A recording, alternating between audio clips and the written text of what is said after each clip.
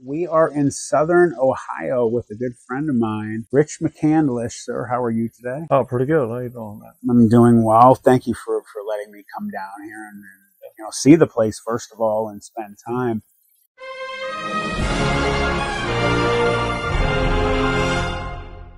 4, 5 hours, hunkered down, scared to death. I thought this thing was going, because where he was at, I thought he could just run right over here and I'm gone. He ate me or tear me to pieces. That was that Bigfoot. When I first heard, I heard it at the age of 10. And that whole time, we didn't know what it was because we heard old men and the things saying, "I wonder what there's that old howler up your way, Clarence." And it's like and what we didn't know then, we know now, but it's like and we thought was, as I was saying, it was a Bigfoot. But no, he is what they call the Ohio Howler. And like I said, when I was in Moxahala, that mountain where I went to the second, I was up there on the mountaintop. And right there at the end of January, going into February, I stayed out there for 2.5 days on my back in the gilly, freezing rain. And I'm laying back like this, and I got the camera down here like this, right down here, and 10 feet in front of my feet laying down was that 8-foot drop-off ledge that went around right in front of my feet, went all the way around, and then I heard it. On the second day, 7:10 in the morning, freezing rain, I heard this. You hear that? You hear that sound? You're like, oh, here he comes. Oh my God, he is coming through here. And I'm like, I'm here. I got the camera. I'm ready. I'm ready. I mean, I'm psyched because I know it's a Bigfoot, man, and that's my forte. Okay, and I'm going to get one of the best live videos ever because he's going to walk right in front of me. I'm going to get a face shot. I'm going to get it all, and from here up, and I'm laying in a gilly and I'm straining my eyeballs, trying to look to the right to the gilly to see this thing that come walking up. And when I first saw it, I couldn't believe what I was seeing. What was the first thing you knew? Period. His collar. I didn't even see his face yet. All I saw was his head and his shoulder when he was coming this way. And I went, oh, Lord. Oh, no. What color was it? He had all the collars of the fall leaves. Is that right? Yeah. Magnificent species I saw. But they call him the Ohio Howler. And next thing you know, when he's walking up to the right of me, that old hound dog at the bottom down there went, oh, he must have caught wind of him. And right when he did that, this critter stops exactly 10 feet in front of me, standing on an 8-foot ledger. And the whole time I'm laying there, in with this log, in with all this briar, in with the honeysuckle and everything, I'm blended in. And he's looking, if I'm looking this way, he's looking this way. He's looking past me at the, down there toward that dog. And he stopped, and he stood in front of me, Matt. So long he burnt the tape up. It was over 3 hours. I was literally terrified because this thing, what I knew about him, he is known for attacking man. And I'm thinking, oh, Lord, anything but him. It's great that I actually filmed folklores and legends, but when it comes to that critter, just to see him, he had to be a 12 foot, at least a little bit 12 foot or more, because I'm on an 8-foot ledger. It drops down 8 foot down in front of me, and so that's 4 feet up from that. So that's 12 foot. And I'm laying flat on the ground looking at him, and he's looking down there to the farmhouse. And the weirdest thing, Matt, I kept hearing it was like a hissing noise. I'm like, what is that noise? And I come to find out, he wasn't sniffing the air. You can see he's got his mouth open. He's sucking the air. He's tasting the air. And like a magnificent, he's just standing there, like a stone statue, but he's looking this way. He's got a dark clay face. There's not no hair, fur on him, or nothing on his face. And big nostrils. His nose kind of tips up a little bit in the front. He's got deep eye sockets that go back, and he's just rounded like that. Hardly you can even see a shoulder bend. He's just rounded like that. It's just magnificent. What were your thoughts when you saw him sniffing you? I thought he was looking for me. You? I thought he was looking for me. Yeah, and I thought, I just kept running. Oh Lord, no, Lord, oh no, because all he had to do is turn like this and just take one step on the bank and just go boom. I'd be dead. That's all he had to do. And like I said, what do you do? Huh? There is nothing. There's nothing. There's not a thing that you're going to do.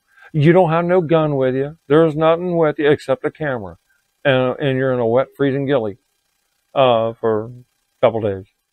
What the hell's that? You know, it's like, where's these things coming from? And like I said, I've been out in the forest all my life. Now, either they're getting a ride from somebody.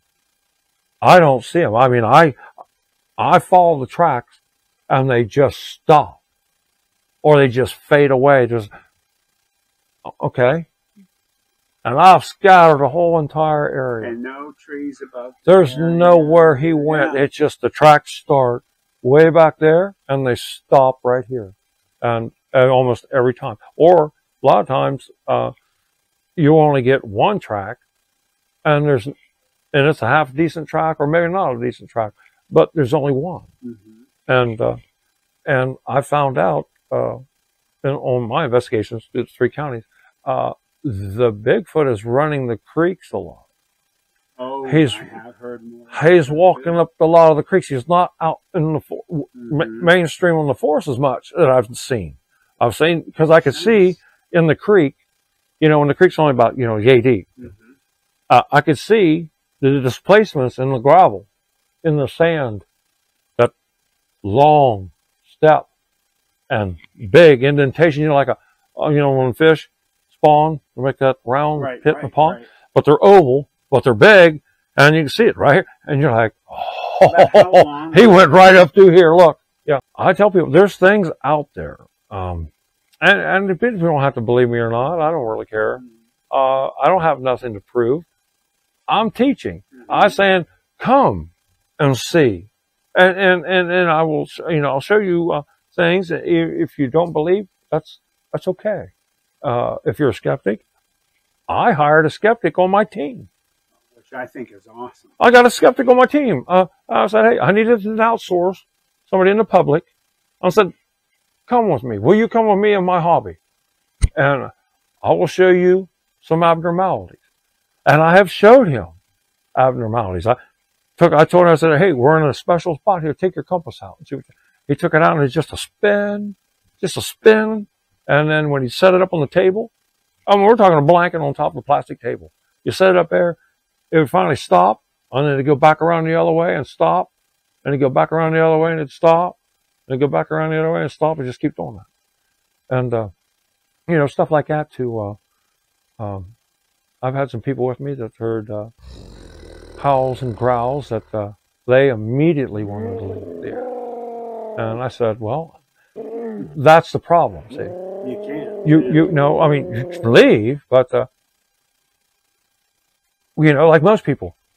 Well, you went out to look for Bigfoot. Well, what are you doing running back this way for? Well, he was throwing rocks and growling, and I don't know. It's like, well, you wanted to see him, didn't you? Go get him. Well, there he is. Why are you going that way when you should be going that way? But I'd also tell people, be cautious. Because it's a man-beast type of critter. And you don't know what he's going to do. I mean, I've never seen no acts of aggression from him at all. I've seen where they've settled things with strength and power. I've seen that. Which is human-like. Well, instead of fighting somebody, they go over and they grab a tree and boom, bam, knock it over. Or like that one. That shows thought. They're just not some dumb animal. I mean, they're thinking. Oh yeah, they're very intelligent. Yeah, they are. And I've told people too that when you're walking in creeks, sometimes you'll see where Bigfoot, how they fish in these little creeks. There'll be a big log up here and a big log over here, and there's usually another one down the creek somewhere on a bend. Well, they'll take that one log and they'll lay it across the creek, divert the water around. They'll take the 2 logs and lay them into the center like a V, and they'll dig a deep hole right there in the middle of the creek, and then they'll move that log, and the water runs down through, and all the minnows and crayfish gets caught down that hole. Wow. And then they come by when it's full, and they reach and eat. They reach down and eat. Well, it's just like what I was telling you before, like look out on super hot days out there. You know, you're going, oh man, it's hot, man. Mm-hmm. Look for round damping spot about that big around, and you'll see it. They're like, you know, like when you roll a log over, it's wet. Yeah. Leaves, well, you'll see a roundish wet spot. And you're like, well, what if I go over and take the leaves off of that, get the fodder away from it, and you'll see down in a hole that big around, it's packed from the bottom clear up with deer moss. Oh, really? Because that's really soft. Well, here's the thing. What I found out through years of research, after all the rains and everything, whatever, it fills up that hole with the deer moss in it on them super hot days where the water table's down too low or the water. Well, they come by and they move the fodder out of the way, and they reach down in and grab that deer moss and bring it up, and they just squeeze it and take a big drink right out of it. They got the whole big pit down there full of it. It's all packed full of deer moss, just full, and it's all fresh water. That's amazing. Yeah, I've seen that a lot. I've heard the growls, and I've heard the grunts, and I've heard them, you know, do the little whistles, and you can hear like kid laughter or teenagers laughing. But you know, when you go in that direction, there's nothing there. Oh, okay. There's nothing, because you're out in the middle of nowhere. There's no kid over there whistling. Ain't no kid over there laughing. I don't know about the missing people on stuff like that. Well, I've been out, you know, on search and rescue teams and stuff. Mm-hmm. I really don't think the Bigfoot's doing that. Oh, right, really? Well, the reason why. Now I'm not saying he didn't, because he's been known for taking kids. The Indians saw it. The Indians saw at the time, you know, that the Bigfoot has taken children. Mm-hmm. But there's instances where when the child, even to this day, a child has been taken, and after so long a time, a year or whatever, they found the kid again, and they said, well, what was you doing out there? This big hairy man took care of me. That bear man, I remember. There was a bear man, hairy man, or whatever. There were other animals around, and if it wasn't for the bear man. Yeah. Well, back in the day, the only thing I could think of was why they would take the children, because the Indians were pretty hard on their children back then. Oh, really? Oh, yeah. For test of manhood and stuff like that. Mm-hmm. They were really hard, and they beat their kids. They beat them and stuff like that. Well, when a Bigfoot sees that, and they see one that's getting beaten so much, or whatever, they probably went, and that's when it snuck in and snatched you and say, well, I'll give you a better life than this. Or say, because that's what I see. That's what I see. Which is incredible. Yeah. Like I said, they're human, not human. But like I said, they're, again, it's just hard to explain what their face looks like. You have to see it, you know, and I'm saying for people to believe or don't believe. It ain't gonna be my fault, man, down the road. It's not a matter if, it's a matter when you come running out of the forest with your man panties full. That's not my problem. All I'm doing is teaching and saying, hey, people, this is what's in these 3 counties. And I've had people at the festival come up and they go, you mean to tell me that this tract that I'm looking at right now, this one right here, you poured 7 miles from here? I'm like, all of them I poured within 714 miles from right where you're standing. Yeah. They're amazing. Yeah. And I said, they're here. These things are here. Whether you believe it or you don't. And they said, I hear the story. Oh, I've hunted that property. My dad's hunted that property. We ain't never saw nothing. I go, well, with the Bigfoot, and you know, Matt, it's like I told you, it's like a realtor. It's all about location. If the food sources has to be there, the water source has to be there. Everything has to come and play where these things are at. The mating season for the Bigfoot, or whatever there really isn't really, I got to back up on that. There really isn't no really mating season for Bigfoot, because I've seen babyfoot tracks during the snow, spring, summer, winter, fall. I've seen baby tracks in mud. I've seen baby tracks in the snow, freezing, you know, so they have their young at any given time. Just like I've seen deer out here. I've seen baby deer in the winter. with By the spots. themselves. What, right here with the mother. Yeah, with the little with the spots. mother. With the little spots. Yeah, they're having birth during the winter too, just like the Bigfoot. But like I said, the Bigfoot, he is just totally different in all aspects. Because they say, who's the smartest man in the world? The smartest man in the world is the one who can stay away from man. And well, out there in the forest, you got ginsengers, birders, mushroomers. You've got all these other people out there in the forest, hikers, and all this other stuff. Armed. Everybody's armed. Yeah, and if people would look off the side of the trail or path, whatever they're walking, if they see a small X about this high, 4 to 5 foot tall, it's an X with a sapling leaning in front of it, that is a sign from the Bigfoot to what they call the stick walker, the backpacker. It's a warning to them to stay on the path. Move ahead. Yeah, No, to move along, stay on this side, stay over here, because there is, and I've showed David, some of the places where I go are now being commercialized. All because of them damn chalets. These people out here in the national forest, these big land mogulers come in here and they tear out everything and they put up these chalets. What once didn't have heavy foot traffic, now it's just ruined. And I know it's ruined because I went down there in the pit. I've erased gang writing, that big bubble letter writing off the walls. And they've went down there and busted bottles off the falls of glass. And they've carved their initials this big. They carved out a spot this big around in a 400-year-old tree. Now, I'd like to see that person personally. I would too. Disrespectful. Like I said, I'm a woodsman. And I'm a tracker. And my hobby is Bigfoot. Group was started out. It stands for Ohio Cryptid Researchers. And I have a really good team. David Wolf, movie producer, documentarist. Dave Levering, I got him in as a skeptic. Also, he's an excellent tracker. I got him for a tracker. And I got Larry, and he's on, another guy on the team where I got him in there. I'm teaching him wood talk to see when I'm out investigating something else, he can identify wood structure, wood talk, and lets me know.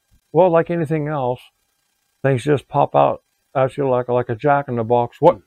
Whoa, what's that? You know, because you're going to get caught off in an instant, off guard, because that's what they do. Right. They catch you on your blind side off guard. But my thing to you is just, if you see, like I do, you see it, you see it, now just turn like you act like you didn't see it. And just hope and pray that you don't get attacked. Like me, if I see a critter like that, I'm not going to reach in and try to grab my 45 and start blasting away, because no. For one, that Dogman critter, just if you go to pull out your pistol, he's looking at you. You go to pull out your gun, it'll be like, choop, choop, choop, and he's on you. You're done. Thank you. Or people could say, "Oh, I'm going to go out with my 454." Yeah, they're going to bury you with that too. And there's one behind you too. Yeah, probably. Yeah. Well, there's one. There's another. And now Jody Cook explained that there was there's packs of 7 to 11. I've had 5 of these critters around my cabin growling at the same time. I don't know what they were doing. I was scared to literally to death. And again, what do you do? It's like you're just like an animal. You're stunned. The lions are there, and you're stunned. You know, what do I do? And like I said, they messed with me for 3 months solid. January 18th, 2018 is when they showed up at my cabin, tearing, picking, slashing my 2 front trees on my driveway, pissing all over my cabin, up on my roof, took a frontal bite out of my tree 8 foot up. I saw that. It's such a weird thing. Yeah. I've been noticing more people speaking about that Yeah. something is biting tree. What do you think they're doing? I don't know. I know in the morning, my wife came and got me, and the neighbor also was out there with my wife saying, Richard, you got to get out here and look at this. I go, oh, no, I don't. What's that? I know. Forget it. I've seen enough. Nope. And when I went out, there was 5 woodpeckers tearing up that spot where this thing bit. And they tore a hole clear through our tree and killed it. That's insane. Yeah. That makes you think, what the hell is going on? Well, you only see one woodpecker, not 5. Yeah. Tearing up, working together, tearing a hole completely through the tree. What's up with that? And I got, like I said, pictures of all that too. And the time I was down there when that was happening, Matt, I was taking it like this. Either he's calling me out or he's saying, get out. Mm-hmm. So, I'm not going to leave my cabin. Oh, no. It's going to come to a death fight here. I'm not leaving my cabin. I'm not moving because of this critter. Oh, no. No. I'm standing my ground. And I think that's the reason why, probably. I didn't bother it. I mean, it kind of bothered me because it was like he was working his shift, but I could show you on the calendar. January 2018, just about every day on the whole calendar, I've written down exactly what they were doing on every block on my calendar, all through January, all through February, and almost all the way through March. 3 months of solid, almost every night, them things coming and messing with me, or following me back from the forest, or doing something, or on the roof. Well, when you're out in the forest and you don't hear anything, even if you're out there or not, and all of a sudden you're coming back, and then you hear something stalking you, and it's not a deer, it's not a bear. When you step, it steps. When you stop, it stops. Mm-hmm. And like I said, then when you go back to the cabin late at night, there's nobody around you. You're there alone, and this critter comes, or whatever comes.